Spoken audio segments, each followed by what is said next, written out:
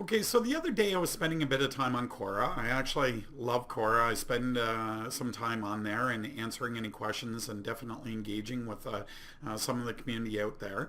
And one of the questions that came up was somebody asked about the training guide used by Stratton Oakmont for training their salespeople. Now, if this name doesn't ring a bell to you, I'm sure you do recognize it, especially if you've watched the movie The Wolf of Wall Street. The Wolf of Wall Street is really based upon a true story, and the company that they've created was Stratton Oakmont, and that was the real life company within that movie. Now, I don't want to ruin anything of the movie for you if you haven't already watched it, but let's just say some of the stuff probably wasn't that ethical. It doesn't do what we promote, which is building those long-term, lasting, trust-based relationships with your customers. So I want to spend a bit of time. I'm just going to flip through the guide for you just so you can see a couple of the different elements. But the whole point of all this is that there's actually about 5 things, maybe even a bit more, but we're going to talk about the 5 things that you can actually learn from this and make sure is applied to your own business. Because right or wrong, they were successful in generating a ton of money for their business. And obviously how they handled it after that, again, may not, probably not the most ethical way, but it's just that they had sales success. So a great opportunity to actually take some of the lessons learned that you in turn can apply to your own business in order to be able to help increase some of your sales success. So let's take a look at the guide here and I'll talk through 5 of the key elements that you can take away from this. Okay, so I just wanted to walk through. Here's a copy of the Stratton Oakmont training guide that they use for their salespeople. Again, I want to reiterate the fact that I'm not condoning any of this. The reality is that, you know what, they ruined so many different people's lives that, you know what, they had such a negative impact, and that's not what you're looking to do as it relates to building that sustainable business and those lifelong customer relationships, trust-based relationships.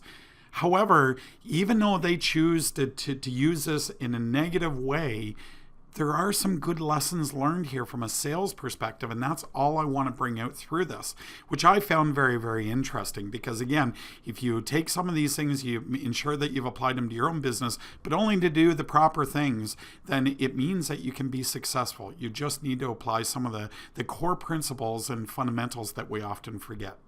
So here's a guide. I'm not going to go through every different aspect of it, but you'll notice, number 1, the first part of this is it starts to talk about your attitude and the confidence that you have.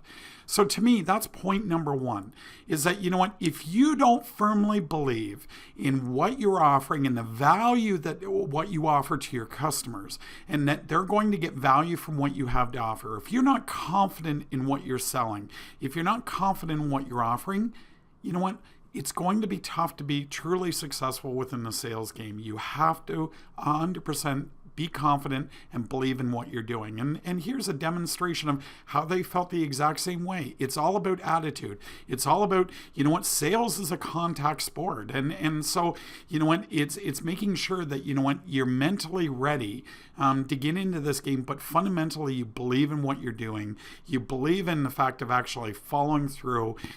You believe that what you're offering is adding value. So, you know what, the first step to sales success is getting your head straightened on properly. The next thing that you'll also notice is the fact that my second point number 2, you know what, as we go along and we get a bit more comfortable with what we have to offer, maybe we have significant experience in selling, what have you, we often miss the basics that got us there. And one of those is something as simple as having a sales script. A sales script doesn't necessarily mean that you have to go through word by word, but even just a list of the talking points to make sure that you're effectively communicating to the person that you're speaking to the value of what you have to offer, but more importantly, the what's in it for me as to why they should be talking to you. So as you can see here from their training guide, they clearly outlined, here's, you know what, a qualifying call. Here's the questions that you need to ask. So when you're on the phone with the client, you're not always trying to think about, well, what should I be saying? What should I be asking? Number 2 point that I want to highlight is that a sales script is absolutely key to your overall success. So if you don't have a sales script, if you don't have sort of a set of list of questions that you want to ask as part of that, you know what? Take the time to do it because you can actually start to immediately see the results in some of the calls and the contact attempts that you make. The third one is, talking about qualifying. Okay, and so part of this is that they talk about, don't spend a lot of time, on the phone with somebody that's not qualified to be a proper investor or an ideal customer. So the focus of this is that, the third lesson that I want to highlight here is qualify quickly.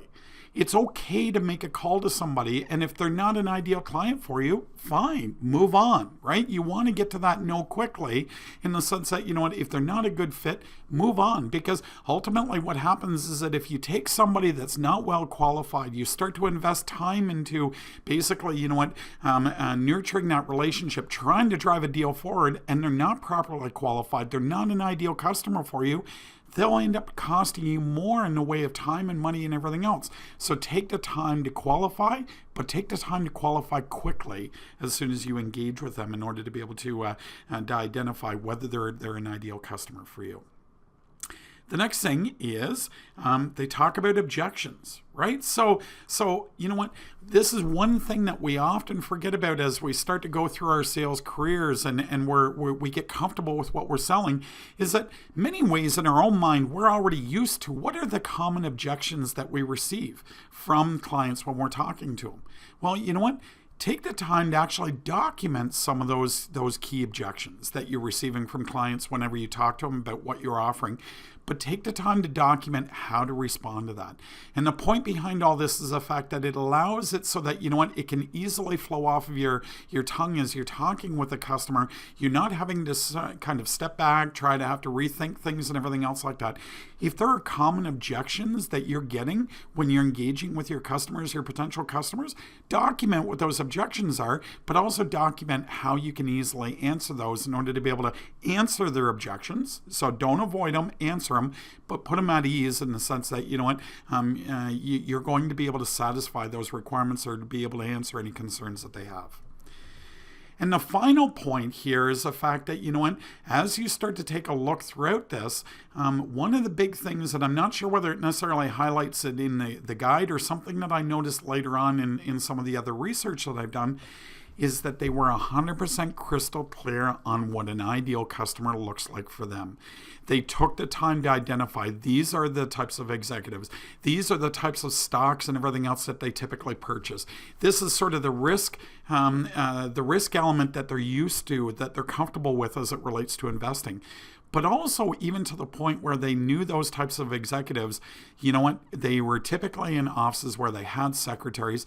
So a lot of their process was they would call first thing in the morning or even later on in the evening, maybe even calling to the person at home. Why? So that they wouldn't have to go through the gatekeeper, which was the secretaries, in order to be able to block those calls. So again, it was about understanding the customer, their ideal customer, and who they were trying to work with. And that ultimately allowed them to be even more successful within their own business. So again, I'm not promoting exactly what they did. I'm not promoting how they went about it or anything else like that. However, I do also believe that there's at least 5 key lessons that you can pull from this, because you can't deny the fact that they were successful in their sales strategy. All I'm highlighting here is that, there's 5 key things that you can apply to your own business itself, which is number 1 is make sure you have the right attitude, you're confident in what you're selling and the value that it provides to your customer. Number 2 is have a sales script or even sort of a talking guideline that you can have with you when you're making calls. Qualify quickly. It's okay to get to know. It allows you to be able to move on to somebody that ultimately can be a yes for what you have to offer. Handle objections, right? If you're getting a number of common objections, the number 4 point that I'm bringing forward is highlight what those objections are, but also highlight a response that you can have at the ready in order to be able to offer to that customer or that potential customer when they bring those objections up. And finally, absolutely fundamental that you understand what your ideal customer looks like. It saves you time, effort, and everything else like that, but not just knowing what they look like, but how they truly operate, and build that strategy into your sales process and how you want to engage with your ideal customers.